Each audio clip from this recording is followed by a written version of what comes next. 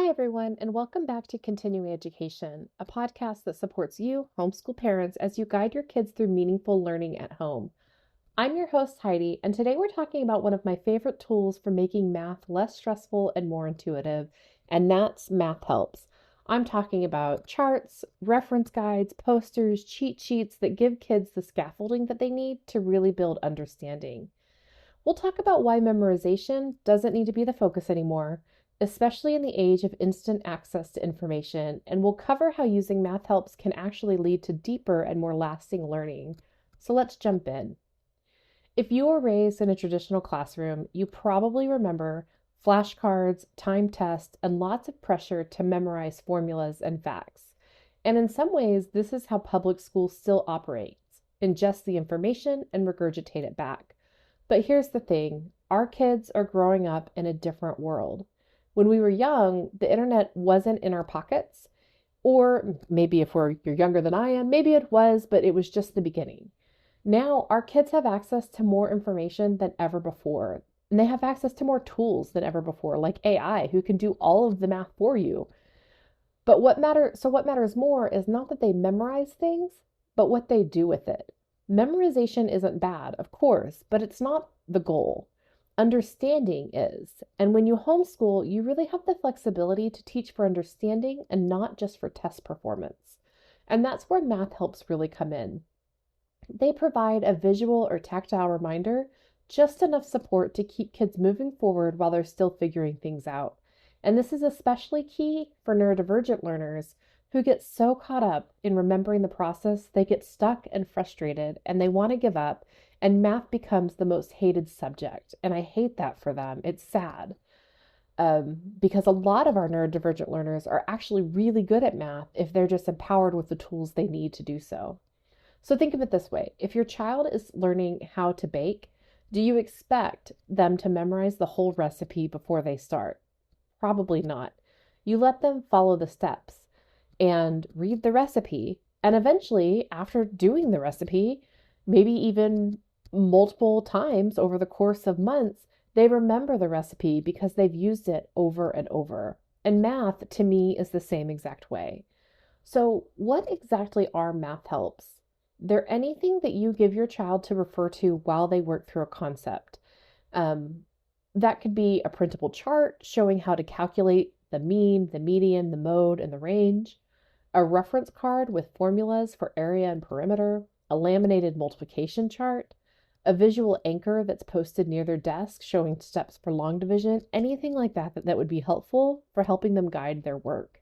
In a homeschool setting, math helps can be even more customized than in a classroom. You can make them together, adjust them based on what your child needs, and keep them close by for lessons and independent work.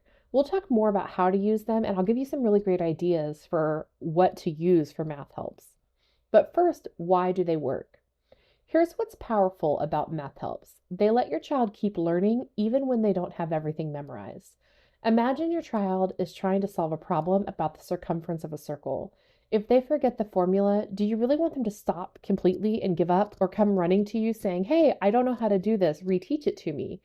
Or do you want them to glance at a chart and find that c equals pi times d, which is circumference equals pi times diameter, and keep going?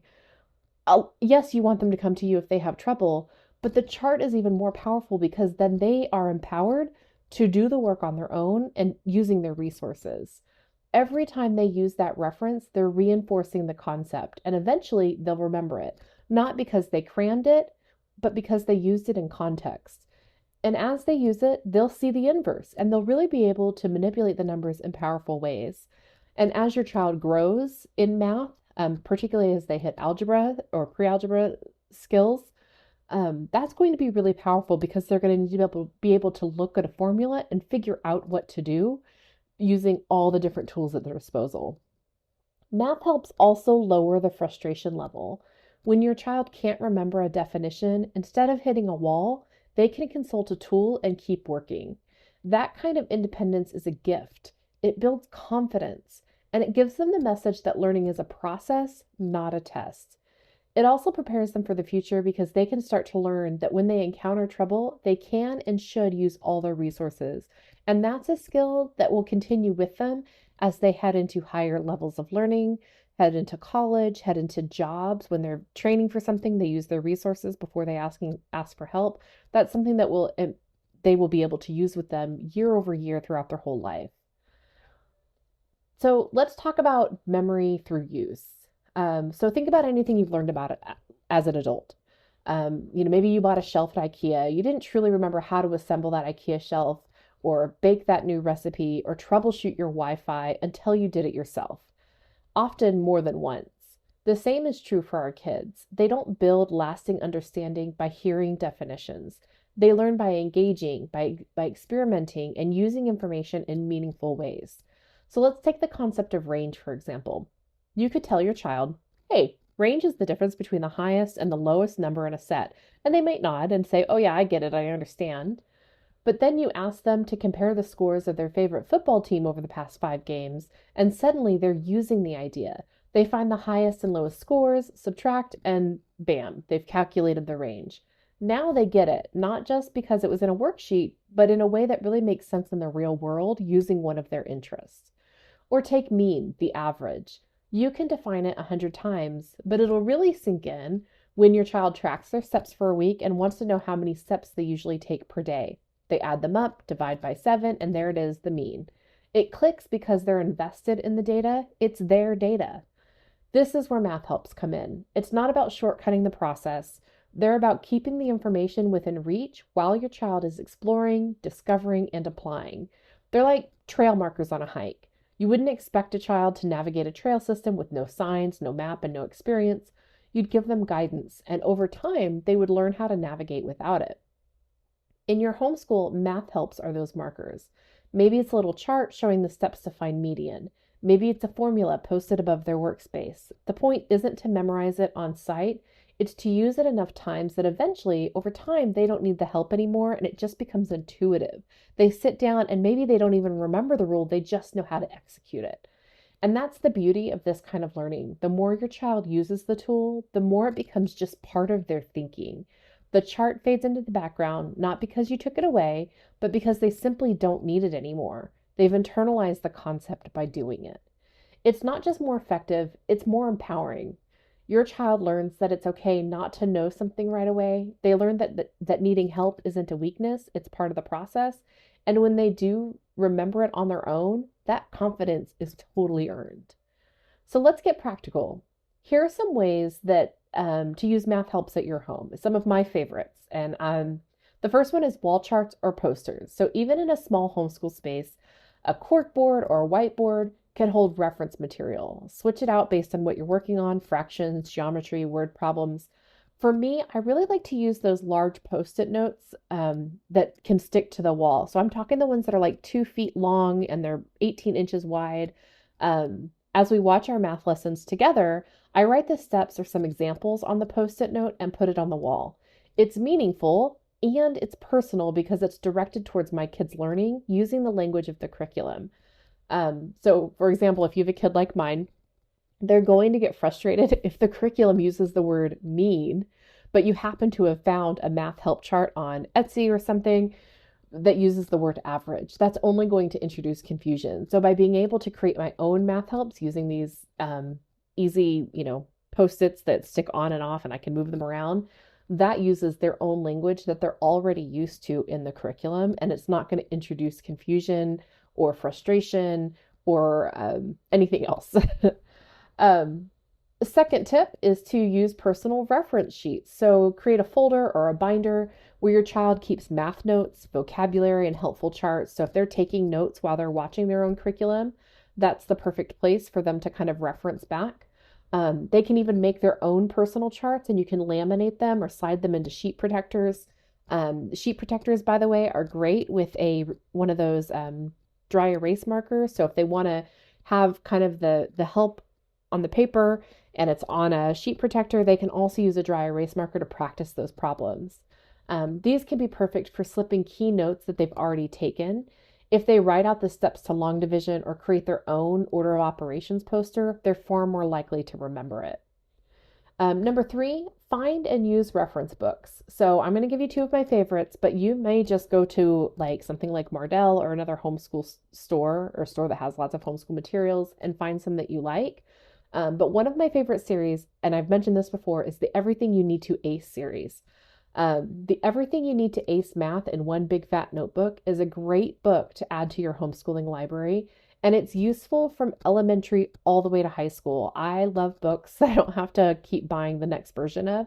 It really has references for a wide range of materials from fractions all the way down to like calculus. So it really is a wonderful book to add to your library. The other book series that we really like is called Break It Down Math. These are a little bit smaller. They're about 10 pages. I guess you might call them laminated, but they're slick and they're spiral bound and they're broken down by topic. So the one that we used last year was called Break It Down Math, Advanced Fractions. That was the like section that it does. So it basically breaks it down to each topic. And in that topic, it'll cover just that topic. So for fractions, it showed us how to add, subtract, multiply, and divide fractions. And that's all it covered. So if you have a kid who's really struggling with a specific topic, like my kid was with fractions, I bought this book and we referenced it over and over. It's really durable because it's spiral bound. You can just flip to the page that you need. It's also really colorful. So it showed each step with different colors to help you visualize where in the process it was. And then also it shows you different ways to do it. So it's going to show you, oh, if you get it in this format versus you get the fraction in this format, which can also be something that throws kids off, especially if they're neurodivergent and they're not quite sure what to do next. So that's called the Break It Down Math, and it's a whole series of books that are about 10 pages each. Number four, binder rings and flashcard decks. So these are more classic. You can create cards with formulas or strategies and keep them on a ring near your math materials. So our kids have carts. So they have a little hook on the cart that has all their math or all of their work, all their homework on it. And you can just hang it directly on there. They're quick, they're handy, they're portable. So whether they're working in the homeschool room or they're working in their own room or they want to go to the playroom to work, they just take their cart and then they still have their helps. They're not relying on something that's on the wall. So they're not having to run downstairs to check to see what the wall says. It's right there and making it easy for them to implement them. When my kids were a little bit younger and they were working on math facts, I would bring those flashcards and some math games with us anytime we went to a doctor's office or an appointment. It would keep us busy while we were waiting for our appointment, but also it was kind of using that in a downtime when they were otherwise bored, and so it made them feel it was a lot more engaging too. The fifth tip that I'll give you, number five, is keep it accessible. No matter where you use it, or what you use, really, whether it's a book or something on the wall, keep it accessible. We hang our charts that we use. They're probably the number one math help that we use. We hang them on the wall in the room that they're in the most often, which is the homeschool room. And then as they no longer need that chart anymore, we actually don't throw them away. We will move them to another wall. So I'll move them out to the hall in our main space because you just can't walk around this house and not know that we homeschool. But I'll move them out to the outside to the wall that's like going towards our living room. I don't throw them away because as the curriculum will spiral back on each other, they may come back to this topic and totally forget, oh yeah, how do I do a circumference again? And because they may have forgotten, and that's okay. They don't even have to Google it. They can just go to their chart that we created previously, and just by quickly looking at it, it may kind of push it back into their mind about what they were missing. So they may just need a refresher. So that's how we use ours. We just keep the ones that they're actively using in the space that they do the work, and then we move the other ones a little bit further down the way. Math help should be seen not as crutches, but as tools. And the benefit of keeping them accessible is that your child can use them freely over time, and they'll rely on them less and less as time goes on. Using math helps also sends a bigger message about what learning is, and it tells your child that you don't have to know everything the first time. It's okay to look things up, and that what matters most is how you apply your knowledge and not how fast you can just spit it back. This aligns beautifully with homeschooling values: curiosity, growth, individual learning. And let's be honest, You're probably using math helps too. At least I know I am. A quick Google search for area of a trapezoid isn't cheating, it's using your resources wisely. Why would we want to teach our kids the same skill? So let's recap. Memorization, not the goal anymore. Understanding is. Math helps give kids the tools they need to learn, to apply, and eventually remember key concepts. These tools reduce frustration, increase independence, and support confidence. And in your homeschool, you have the freedom to customize, to display, to integrate math helps in any way that really work for your own kiddo. And don't be afraid to use them. Don't worry that you're making it too easy. You're doing exactly what a great teacher does, which is providing just enough support so that your learner can grow. Thanks for tuning in to Continuing Education. If today's episode helped you reframe how you approach math at home, consider sharing it with a fellow homeschooler or leaving a quick review. Until next time, keep learning and keep growing together.